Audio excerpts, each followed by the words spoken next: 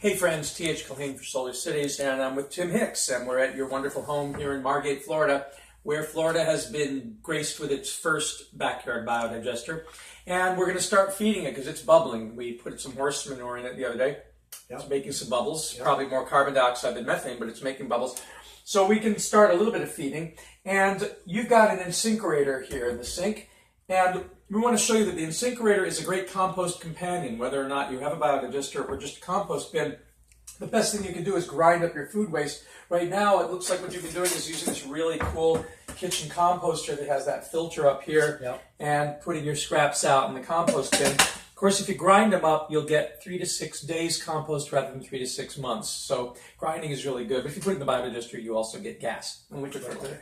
The Insinkerator, ultimately, you want to plumb it so that you have the option of using it as a compost or biodigester companion or not. But the nice thing about the Insinkerator is that you can, if you are dedicated and you don't want to go through the extra plumbing hassle, is just loosen this down here. I did it the wrong way. I put it righty-tighty, lefty-loosey, right?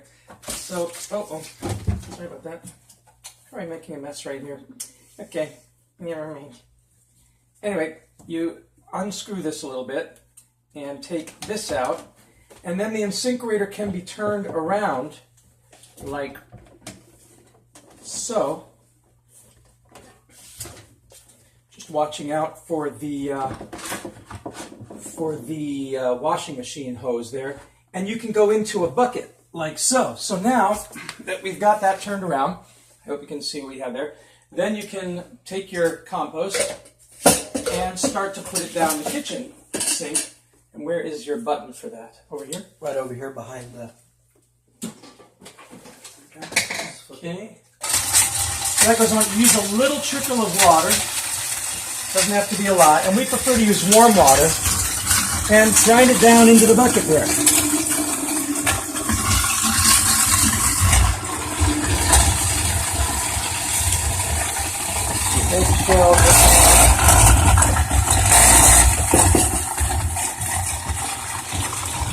And once again, we want to stress that the Insinkerator is made so you can put your fingers down to your palm.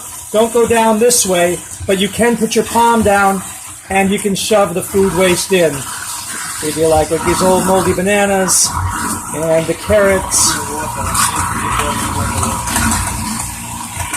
A little more water if you like.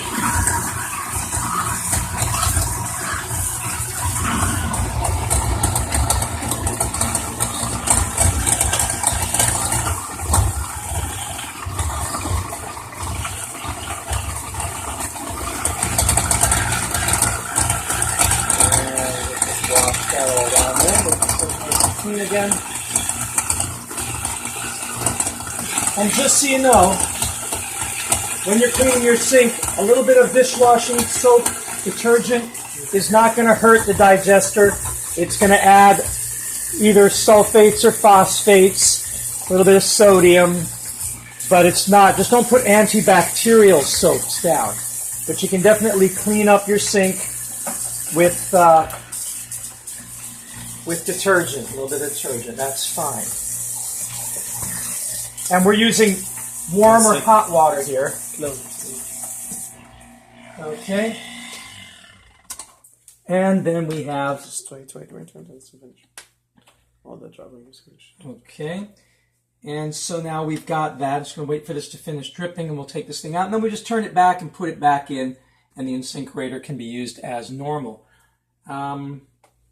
Give it a few minutes to finish doing that. Do we have another little cup we can I put this cup under there? Sure. Put this bowl under there for a second. There we go. I want you to remove, see if you can remove this. Bite it. Take it. Okay. And then I turn the Insinkerator back and put it back into its holster, so to speak. And tighten it up. So it's only a few seconds of extra work to do that, and you're back in action. And now you can use the sink as normal. Not that you'd want to go through that every day, but it's not a big hassle until you can get it plumbed so that you can just have a valve to go to it. Now we can take our bucket there,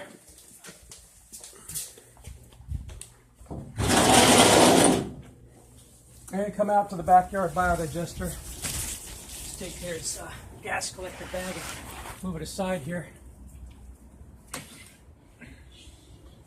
The pole is here just in case it ever gets clogged if you didn't grind the food, because sometimes you can throw food waste directly in. But here, you don't have to worry about that. There's going to be overspill here because we haven't fixed that up. All right, let's see if I can.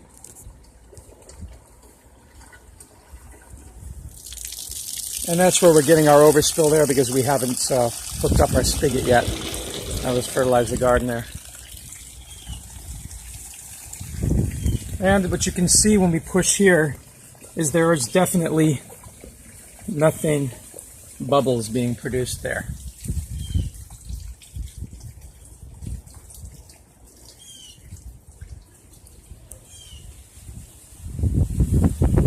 Now what you got is a lot of sudsing going on. That's what those are. It's just the suds that are floating up on there, like a head of beer. Everybody who's gone and drunk beer knows that phenomenon. Does it spill over? It probably will until we get those frothy head down.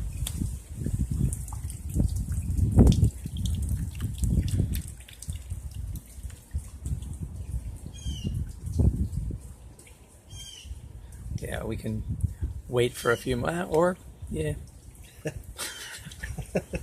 Why not? That's the problem with putting soap in. Soap definitely causes a froth. So we'll get back with you afterwards, but that's the basic idea. Please do try this at home and do it neater.